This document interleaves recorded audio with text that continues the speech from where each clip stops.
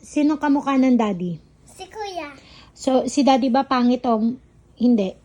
Hindi, pero Pogi ba? Pogi ba si daddy? pugi. Eh di si kuya ay pogi. Yes, kasi ako yung pangit ko, mukha ko si Tito Jess ko.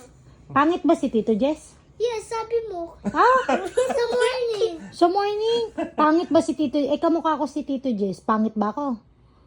Hindi, sabi mo, kamukha mo si Yana, kaya mas maganda kayo. Ah, eh si Tito Jess, pogi o pangit?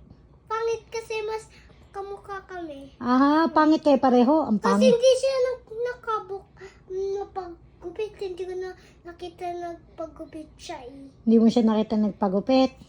Naku, eh paano pag nalaman ni Tito Jess na sinabi mong pangit? Baka hindi ka na niya favorite. Dinita lang mo ko sa morning pangit din. Pangit siya. Ang pangit ni Tito Jess. Ha? O bakit bigla nagbago yung statement mo?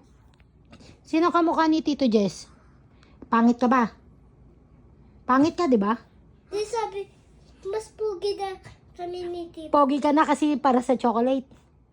Yes. Yeah. Lagot ka kay Tito Jess, sasabihin ko sinabi mo pangit siya. Hindi, pero gusto ko sa po chocolate at pregot at sweet. Pero pangit si Tito Jess, no? No. Hindi, nagbago na. Pangit siya. Hindi na yung bago. Pangit siya, pangit. No. Kasi kamukha mo siya, di ba? No. Ikaw nagsabi, pangit siya eh. No.